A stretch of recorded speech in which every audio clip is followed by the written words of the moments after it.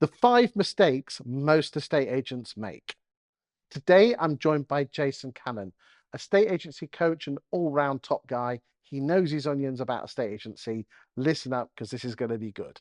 Jason, what are the 5 biggest mistakes most estate agents make? Talk to me. Number one, Chris, is feast and famine. Oh. Yeah. So agents need to understand that, the difference between urgent and important. They need to do the important stuff every day, the lead generation things every day. Otherwise, they're always going to have this relationship with business. They're always going to be chasing the next listing. Yeah. They need to think more like farmers, I've been banging on about it for 10 years. I know. It's one of the things that I love about, you talk about that a lot. But have that understanding that you don't need to always think about the next listing. People make decisions a year in advance. So, the best agents will say, I've got this many properties booked in for February, this many for March, this many for April. It's possible if you're process driven and you're working on the important tasks and not just the urgent. So feast and famine. 2. Stop talking about you and your market share. The gospel. You've been looking at my Facebook feed. The gospel according to Mr. Watkin. Yeah. Don't Stop talking about you and your market share because nobody cares. No one cares. Yeah. Apart from your mum. Yeah, your mum. Talk about what the punter's interested in. Talk about your successes. Talk about your percentage of asking price for your last 5 clients or your last 1 client.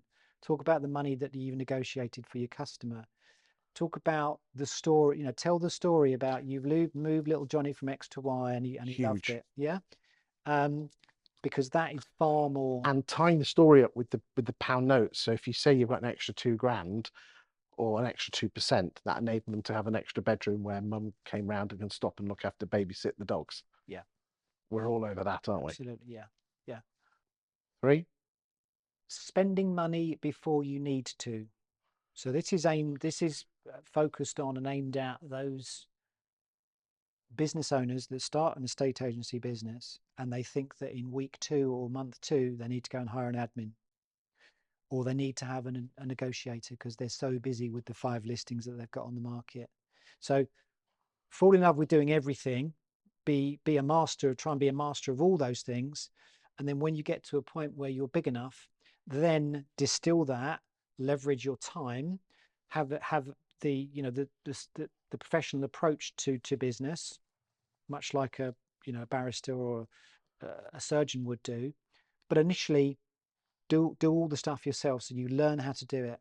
Yeah, you don't need to spend loads of money on hiring all these different people to do stuff for you.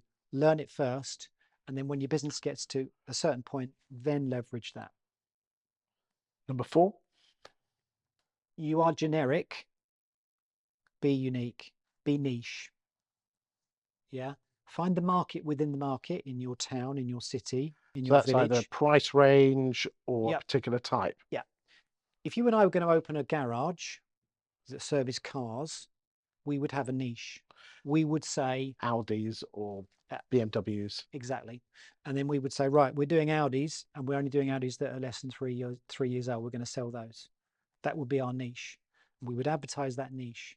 We only look after Minis. We only look after Audis. So have a niche, understand what that niche is in your business. I deal with properties in this price band. And this is what I specialize in. And don't be tempted. The amount of agents that take, because you're a bit desperate and they all of a sudden they become generic. Yeah. If you're a luxury agent, and that's what you call yourself on LinkedIn, why are you listing a property at £200,000 above a shop? Now, if I'm a luxury seller, does that make me more or less likely to choose you next time, Chris? Doesn't take a genius to work out, yeah? So within your network, you have someone you can refer that business to. Someone you know has similar values, does an equally good job to you. Set it up.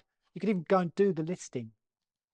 Agree the fee, do the listing, and then give it to little Jimmy or whoever you collaborate with. Yes. Right? So be niche.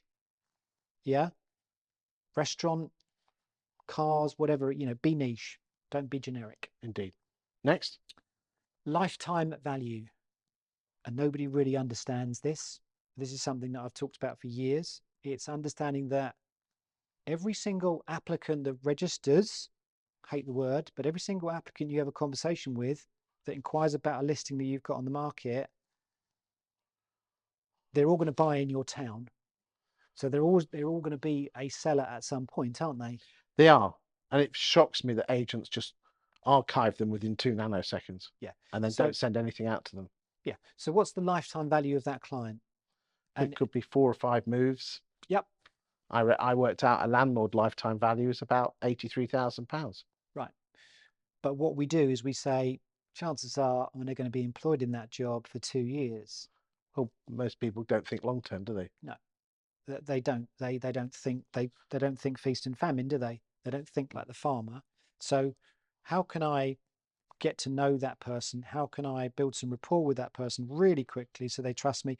And more importantly, have I got a process that enables me to stay in touch with them so that they can choose me later on down the line? Indeed. Yeah. Jason, thank you for those top 5 mistakes estate agents make. And I hope you have learned lots from it. I certainly have. Thank you, Jason. Thank you, Chris.